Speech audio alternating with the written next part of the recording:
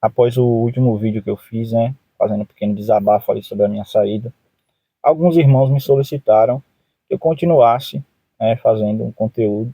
Eu, eu sei que eu não tenho tempo para estar fazendo um conteúdo mais bem elaborado, editado. Então, é vídeos bem básicos, que eu vou falar bem direto aqui, sem edição, sem nada, porque realmente eu não tenho tempo para estar fazendo conteúdo assim mais bem elaborado. Mas alguns irmãos solicitaram e eu resolvi fazer vídeos sobre temas que eu acho muito importantes, que infelizmente no meio qual eu estava inserido ele é muito mal compreendido. E às vezes é dado uma é pegado um tema específico e dado um significado totalmente diferente, que não tem nada a ver com com o que a escritura mostra, né? Então o tema que eu desejo falar hoje é sobre o que é graça, né? Infelizmente, ali onde eu estava inserido, a graça de Deus, ela está ligado institucionalmente. Eu quero dizer com isso, é, existe até, quem está lá sabe, um jargão muito popular, quando é no momento da testemunhança, em que as pessoas dizem que está tantos anos nessa graça, que Deus me chamou nessa graça, querendo colocar que a graça seria aquele lugar específico ou aquela instituição, certo? Só que muitos não param para pensar o que realmente é a graça, até porque eles repetem aquilo, acham bonito, né? Vê alguém falar e acha bonito, pelo fato da palavra graça estar na fala daquela pessoa. Mas esse jargão é popularmente conhecido e apesar de hoje, né, já muitas pessoas terem adquirido conhecimento e ter entendido o que é graça de verdade, existe sim um braço muito forte que ainda acredita que a graça, na verdade, seria a instituição, certo? E por mais que não acredite formalmente, mas na sua fala dá para perceber que isso é a verdade para eles, né? Certo? Então, vou fazer aqui uma pequena reflexão com vocês e mostrar, né, fundamentado na escritura, claro, que eu não tenho como falar de mim mesmo, eu tenho a escritura como fundamento e eu vou usar esse fundamento para mostrar o que realmente é graça. Então, para que eu mostre, amados, o que realmente é graça, eu preciso mostrar a condição humana primeiro, né? Então, a condição humana natural, ela é uma condição de estar debaixo de uma condenação. Eu vou ler o texto aqui de Romanos 3:23, que fala o seguinte: todos pecaram e destituídos estão da glória de Deus.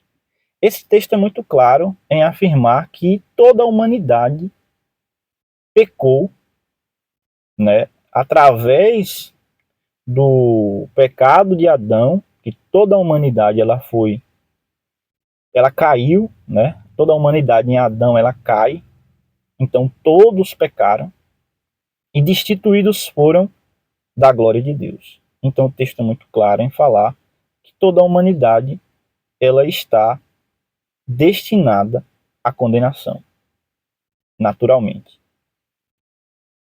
Porém, amados, é aí que entra a graça.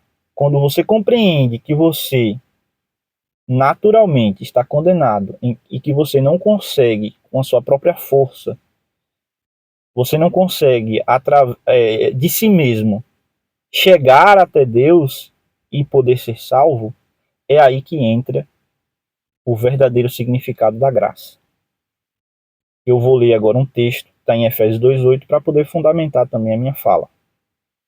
Efésios 2:8 vai falar o seguinte, 8 e 9, né? Porque pela graça sois salvos, por meio da fé, e isto não vem de vós, é dom de Deus, não vem das obras, para que ninguém se glorie. Então, aqui está o significado real de graça. Graça, na verdade, é um favor imerecido, né? Não como aconteceu recentemente de um pregador da instituição, em um culto online, falar que graça, favor e merecido seria uma palavra tola. Não é isso que a Escritura nos mostra, certo?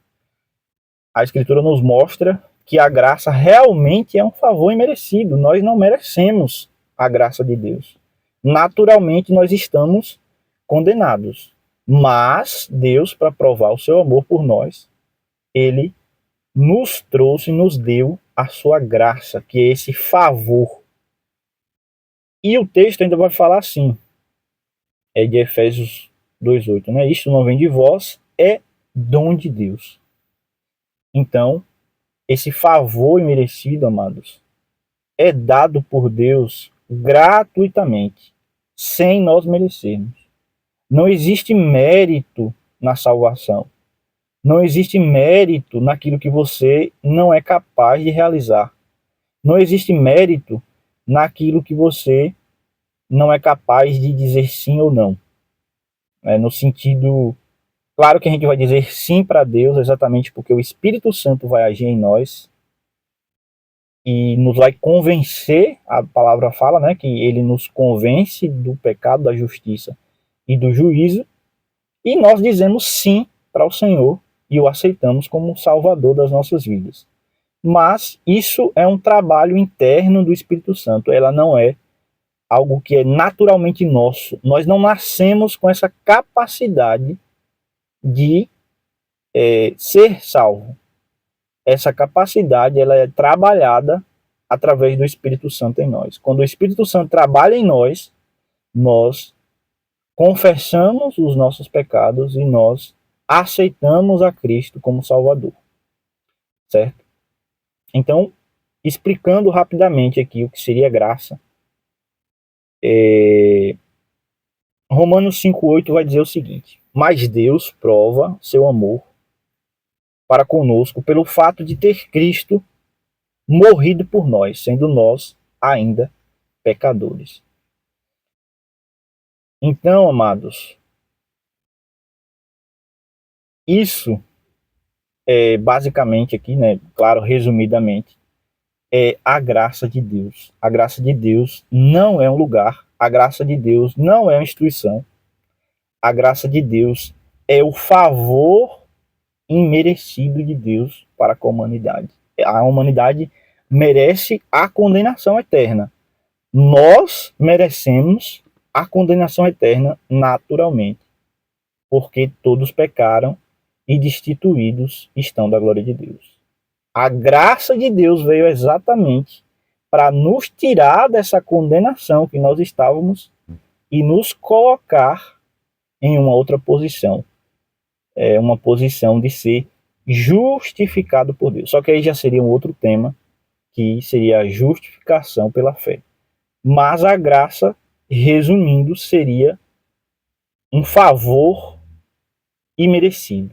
Eu não mereço a sua graça porque sou um pecador, mas ele decide nos dar esse favor de nos fazer filhos e filhas de Deus. É isso, amados. Então, bem rápido aqui falando sobre esse tema. Depois eu vou falar também sobre outros temas que é muito mal compreendido.